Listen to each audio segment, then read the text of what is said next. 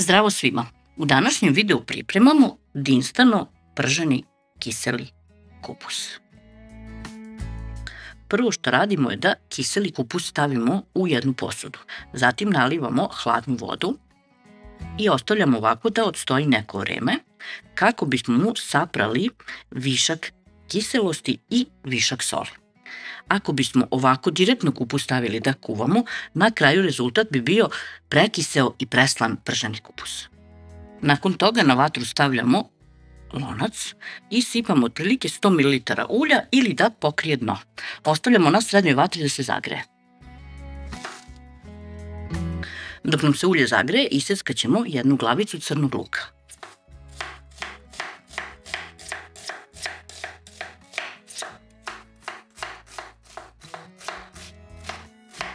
Na zagrejano ulje spuštamo luk.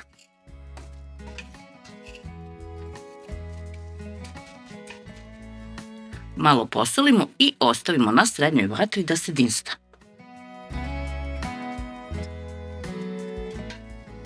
Luk kada smo posolili, ispustio je svoju vodu i tamo smo na toj tečnosti ga dinstali. Sad kada je višak vode ispario, malko sam smanjila vatru i ostavila luk da se proprži na ulju. Ne mnogo, samo malo. Zatim ćemo ovdje dodati 500 g svežeg mesa. Možete da dodate meso po želji.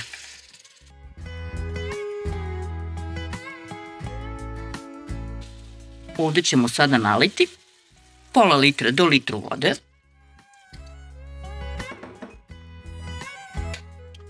Sve promešati i ostaviti na srednjoj do jačoj vatri od momenta kada provri da se kuva 30 minuta. Nakon 30 minuta kuvanja dodajemo kupus.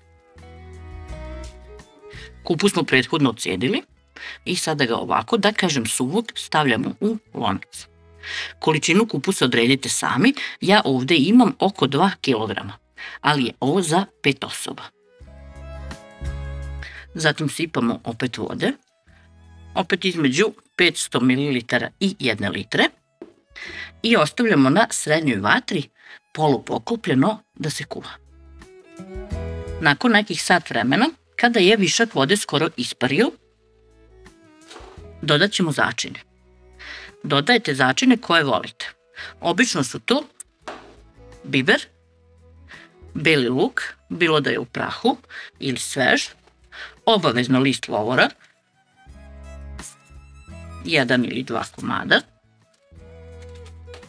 po želji list bosiljka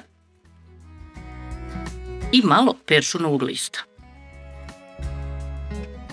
Pošto dodamo začine, sipat ćemo 200 ml ulja. Da bi se ovaj kupus pržio, mora da ima ulja.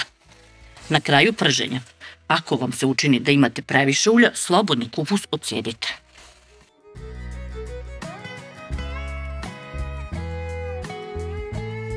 Ako počne kupus jako da vam cvrči, znači da je vatra prejaka, pa je smanjite. Posle nekih 5 do 10 minuta ja ću dodati malo suvog mesa, čisto da zamiriši, i slaninu koju trenutno imam.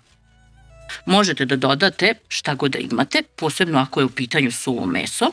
Također ovdje je poželjna i domaća kobasica. Nastavljamo prženje na srednjoj vatri.